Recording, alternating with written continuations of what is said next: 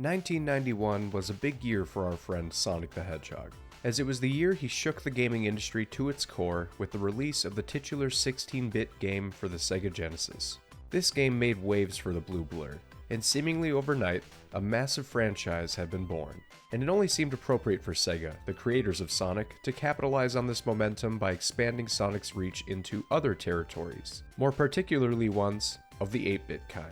Months after the release of Sonic 1 for Genesis, Sega came out with Sonic the Hedgehog 8-bit for the Sega Master System and Game Gear. The following year, of course, brought us Sonic 2 for the Genesis, and also for the Master System and Game Gear once again. It was clear at this point Sega was determined to make Sonic work on this less powerful hardware, and the games released on said hardware seemingly acted, if nothing else, as inoffensive companion pieces to the more mainstream 16-bit titles. These games had only so much that they could give given the limitations they were working with, and while neither Sonic's 1 or 2 on these systems blew anyone away with standout graphics or amazing high-speed gameplay, they at least provided owners of these systems a chance to try Sonic with a different flavor. A more subdued one at that. You're not going to find many high-speed sections or sprawling level maps in these games, as the limited tech just couldn't allow for it. And while Sonic 2 8-bit did attempt to shake up the formula by granting the player opportunities to fly a hang glider, hey, that's neat, it wasn't really enough to distract from the monotony that these games ultimately brought when compared to their counterparts on the Genesis. So, when 1993 came calling, what would Sega do this time? Sonic CD came out that year, so would they release an 8-bit version of that game? Or would they wait until Sonic 3 comes out and release an 8-bit version of that? Instead of doing any of that, they went a slightly different direction. They came out with Sonic Chaos, a direct sequel to Sonic 2 8-bit, and therefore kind of a spiritual companion piece to Sonic 3 and Knuckles. This is the game I'll be talking about today. The thing about Sonic Chaos is, it's an interesting game. It's right in that pocket of obscurity where I feel like newer Sonic fans are going to have no idea what it's about, whereas older Sonic fans are going to take a look at it and be like, oh yeah, that was a thing. Ah yes, nothing like a little opening animation of Sonic chasing Dr. Robotnik to let you know you're alive. As a reminder, Sonic Chaos was released for both the Master System and Game Gear, and the most noteworthy difference between them is that the Master System version basically is slightly more zoomed out. The screen perspective by default is farther back, making it so you can see more stuff on screen, whereas in the Game Gear version the screen perspective is so zoomed in that it almost feels like you're playing the game with a blindfold on. You simply can't predict what bottomless pit or what enemy might be coming at you from stage right when you can hardly see more than 2 pixels in front of you. So due to some minor graphical issues I've been experiencing with the Master System version, we're going to be focusing on the Game Gear version for the majority of this video. This is the one that most people probably remember anyways, seeing as this version was released worldwide, whereas the Master System version was evidently only released exclusively in PAL regions. Alright, so right out the gate we have both Sonic and Tails as playable characters, and that is something I forgot was a thing this early on in the Sonic timeline. Tails has always been known as the character you play as when you want to play some classic Sonic on easy mode, and in Sonic Chaos, this was no different. Whereas Sonic possesses his usual abilities, such as the Spin Dash,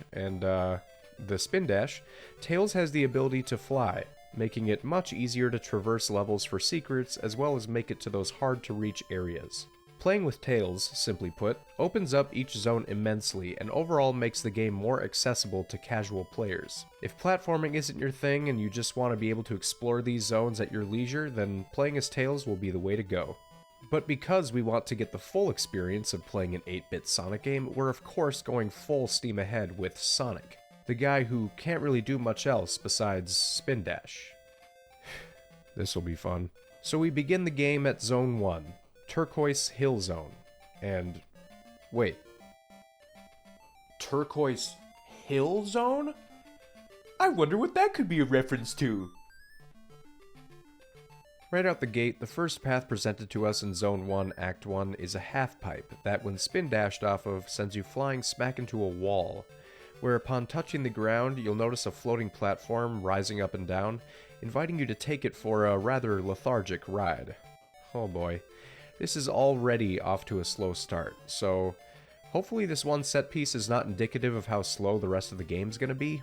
Well, considering I just found some rocket shoes that sent me speeding like a bullet through 70% of this act, I'd say we're okay here. Seriously though, this temporary rocket power-up that you find periodically throughout the game is 1, giving me some serious Sonic Adventure vibes, and 2, is it really necessary in a game like this?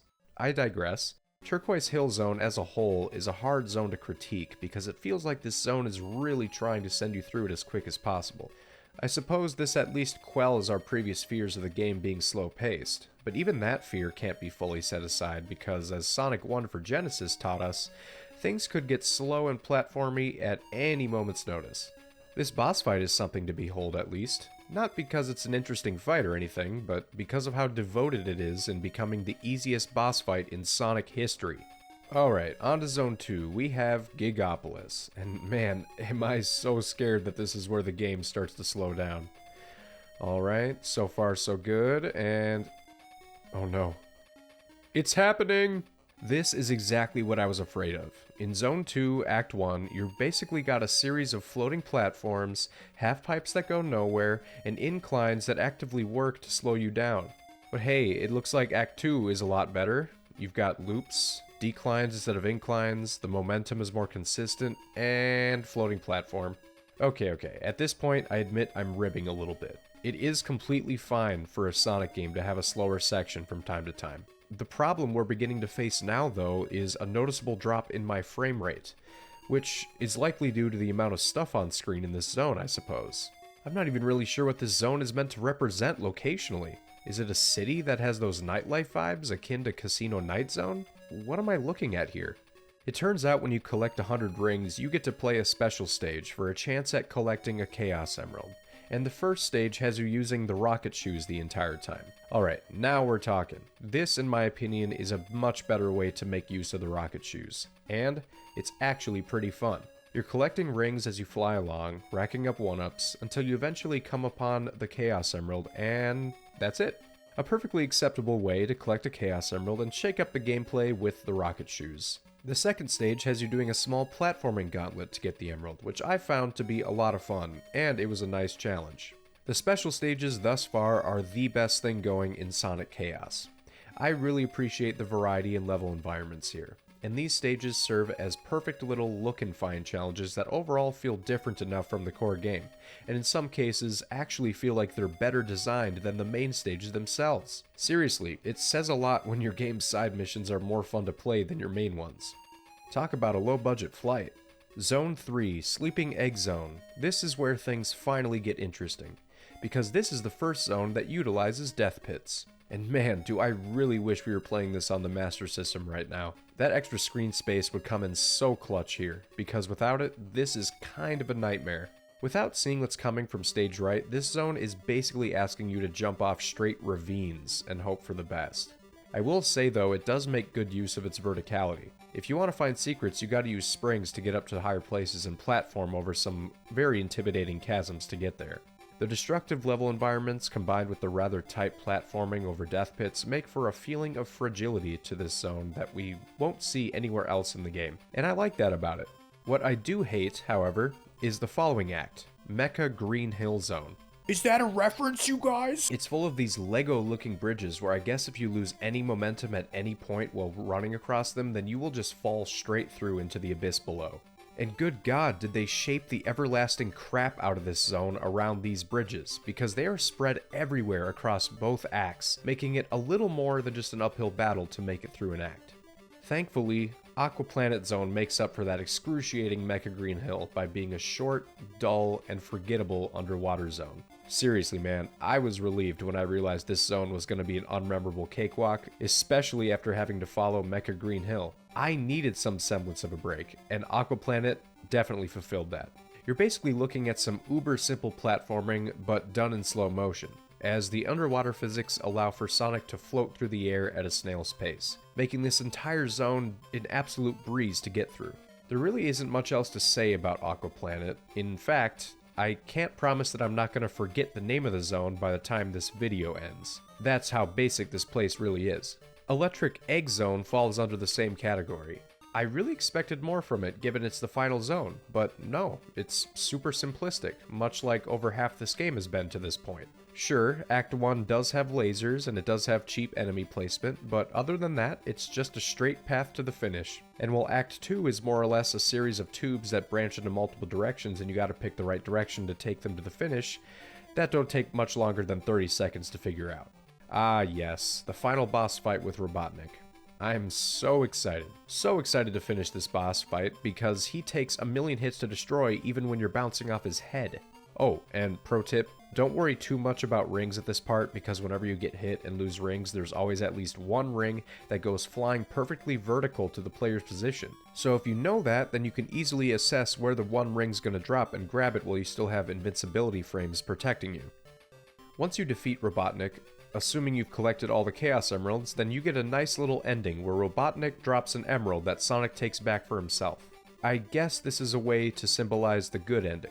Whereas if you defeat Robotnik without having collected every emerald, then you get an ending where Sonic actually falls on his ass and Robotnik gets away scot-free, presumably simulating the bad ending. Yikes, they really went the extra mile here to make you feel bad about it too. I mean, is Sonic crying right now? Interestingly enough, if you beat the game as Tails, you get a similar sort of bad ending, where Robotnik just kind of escapes and laughs in your face as he gets away. And this ending happens regardless of whether you collect the emeralds or not. Damn. What's the moral of the story, kids? Trying is stupid. Well, there you have it. Sonic Chaos. A game I would argue feels like the exact opposite of Chaos when playing it. It's boring, quick, and you forget about it right after you put it down, if we're being honest. So, I feel like we're done with this one. I feel like I can move on. Yep, see ya.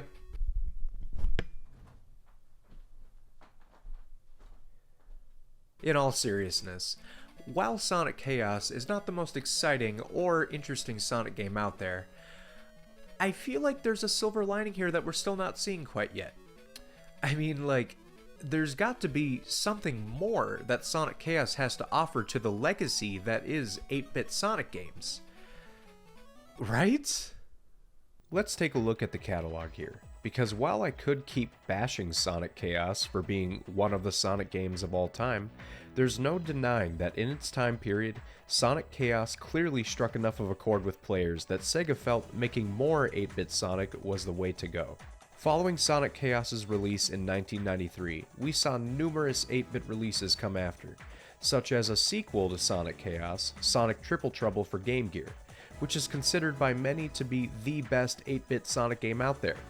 Nice. So you're telling me the sequel to the game I played for this video is good, not the game we've been talking about for the last... whatever. You've also got Sonic Drifts 1 and 2 for Game Gear, which, well... there's definitely someone out there who appreciates these games. I'm not really sure who, but if you're around, please sound off in the comments and explain to me why these games deserve to be defended, because I genuinely want to hear your opinion. And who could forget Sonic Labyrinth from 1995? Anybody? This is basically Sonic's take on Legend of Zelda, where you find keys to open locked doors that lead to new areas. I honestly think it would be funny to see somebody try to pull off a 30-minute video essay covering this game alone. That would indeed be quite an immense feat. Don't tempt me. The list goes on and on, friends. 8-bit Sonic was clearly a thing at one point, believe it or not. And with the sheer variety of titles that exist out there, it's undeniable that Sonic Chaos had a hand in making that all happen, for better or for worse. So while Sonic Chaos by itself seemingly is just a fart in church of a game, it's also a link. One link in the long chain that is the 8-bit Sonic era. An era that admittedly many have forgotten about, but still an era that deserves respect nonetheless. So thank you, Sonic Chaos. Thank you for the impact you've made on this industry. You really made a difference.